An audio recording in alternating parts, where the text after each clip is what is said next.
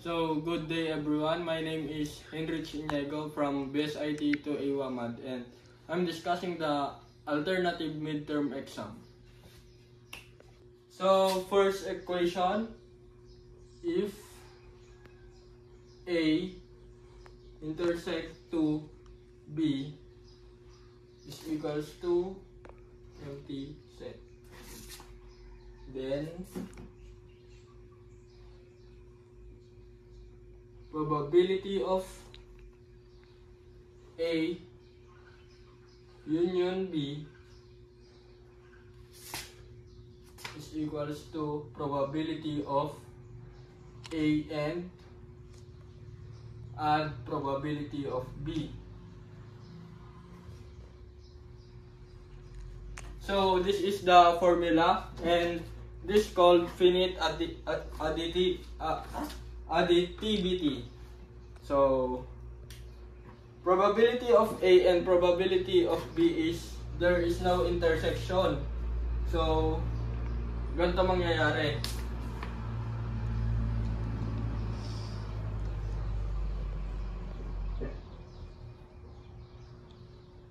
So ito yung probability of A, then ito naman yung probability of B.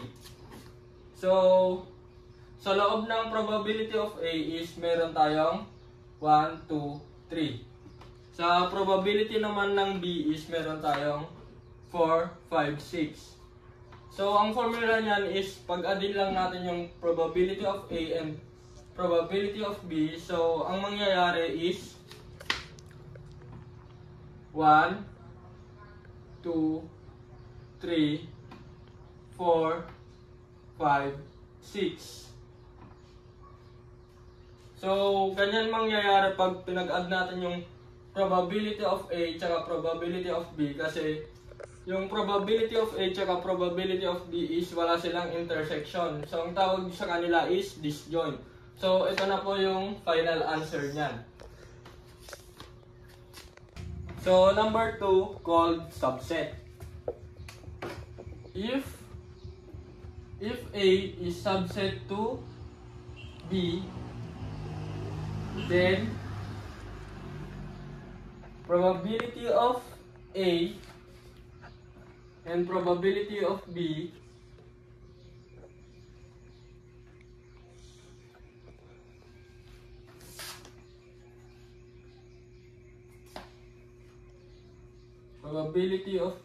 is equals to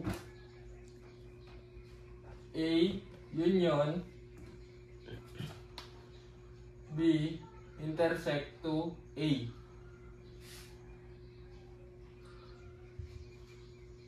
Then probability of B is equals to probability of A plus probability of B intersect A complement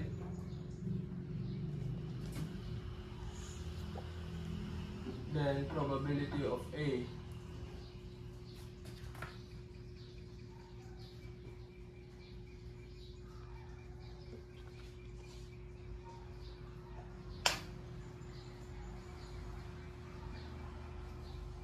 So ang mangyayari dito is mas maliit si A kaysa kay B. So kaya probability of B is equals to A union, then B is intersect to A.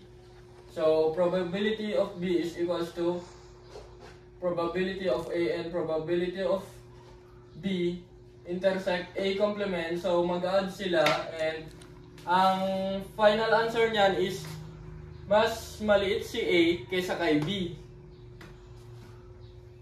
Yes. So number 3 called discrete uniform law. So ganito yung probability niyan.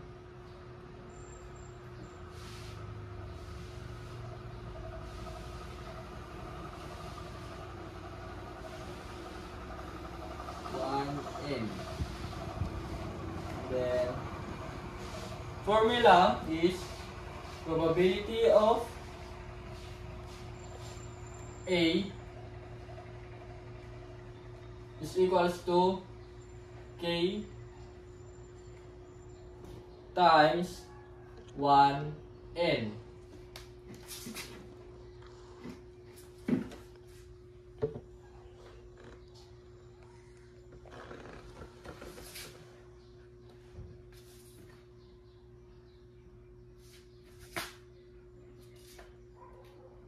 So, sa probability is merong event na A. So, tong tatlong dot dito is tinatawag nating K elements.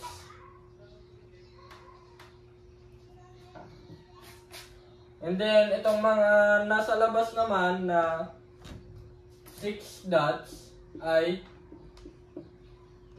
N elements. So, ang mangyayari dyan is probability of A is equals to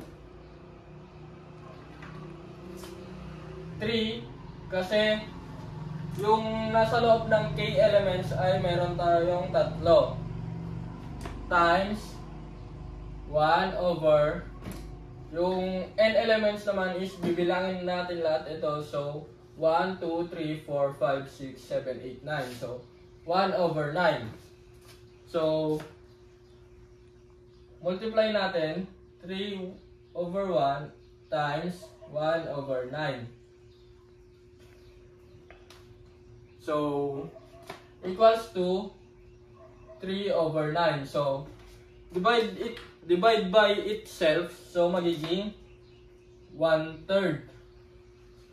So, ito na po yung final answer ng discrete uniform law. So, number 4, probability of A union B union C is equals to probability of A plus probability of B intersect A complement plus probability of A complement union B complement union C. So, ito yung A, B, tsaka C.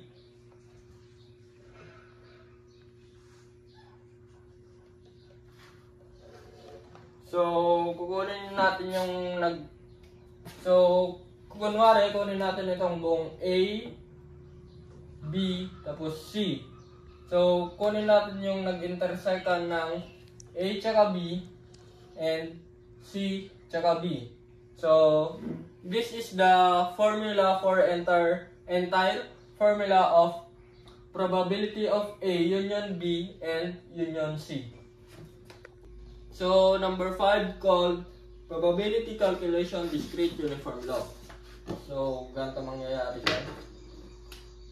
Probability of X is equals to x equals to 1 and equals to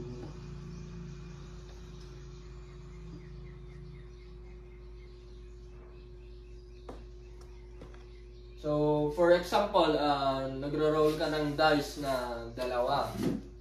So, meron tayong X and Y.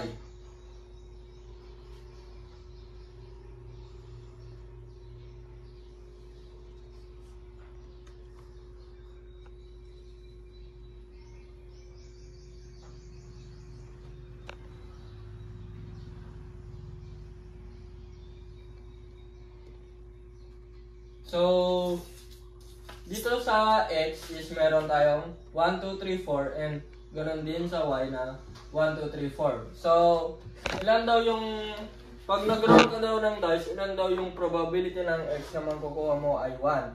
So, dito yung x. So, ganito mangyayari dyan. And 1 is to 1, 1, 2, 1, 3, 1, 4. So, kung makukuha natin na 1 is 4.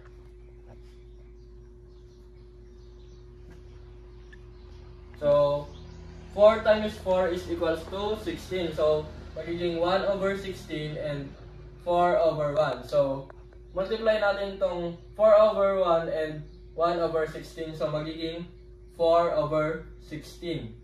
So, divide by itself is magiging 1/4. So, ito na po yung final answer. So, number 6, ang tawag natin dito ay probability of an event, explanation, and example. So, formula.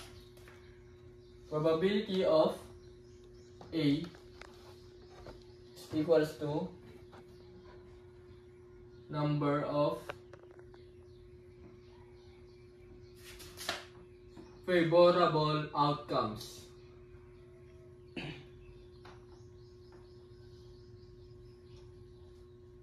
And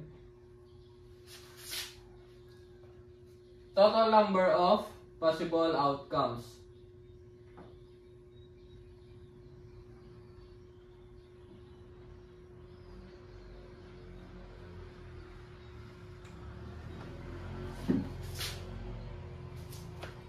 So this is the basic definition of probability. It tells you how likely an event is to occur when all outcomes are equally likely. So, example, what is the probability of rolling a 4 on a fair 6-sided die?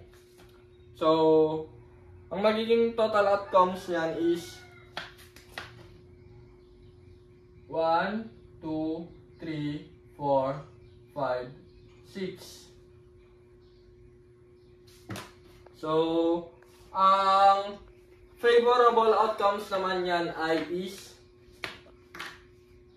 4 is equals to 1, yung favorable niya. So,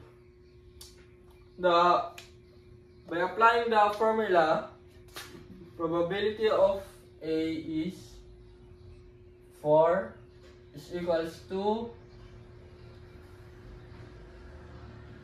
1 over 6. Kasi yung 1 is yun yung number of favorable outcomes and yung 6 naman is yung total number of possible outcomes. So, divide natin yung 1 over 6 is magiging 0.167. And if converted to percentage is magiging 16.7%. So, yan na po yung final answer. So, lastly, called Bayes theorem with color balls. Problem. You have 2 boxes. Box 1 has 3 red balls and 2 blue balls. Box 2 has 1 red balls and 4 blue balls. So, randomly choose 1 box. Then, randomly draw 1 ball. And it turns out to be red. So, question. What is the probability that you pick box 1 given that the ball is red? So, let be event that you choose box 1. Probability of B is equals to 1/2.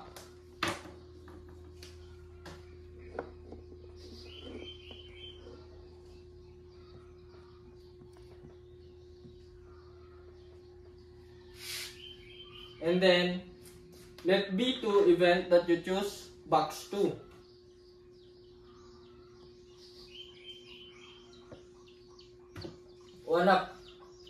Probability of B is equals to 1/2 din. Ito yung B1, ito yung B2. And then, let R event that a red ball is drawn. So, formula is probability of B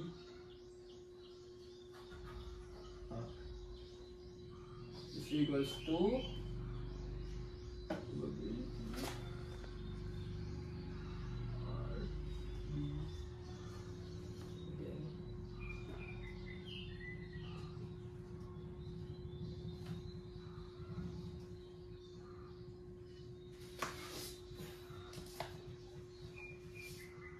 So, in probability of R and B,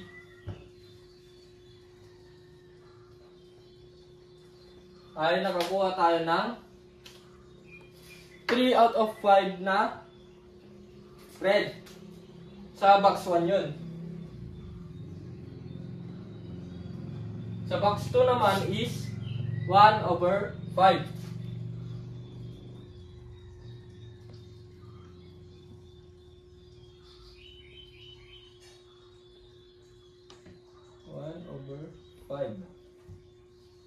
So, sa probability of B naman is 1/2.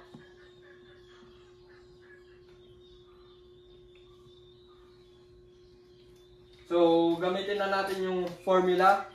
Ito. Probability B R is equals to 3P 1/2 over 4/10. Then equals to 310, 410. So,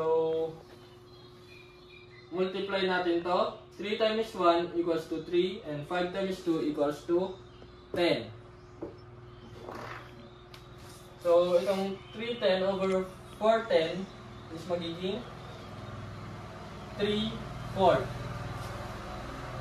So, 3/4, divide natin and multiply by 100 para maging percentage is magiging 75%. So, the probability that you choose box 1 given that a red ball was drawn is 3/4 or 75%. So, that is the final answer.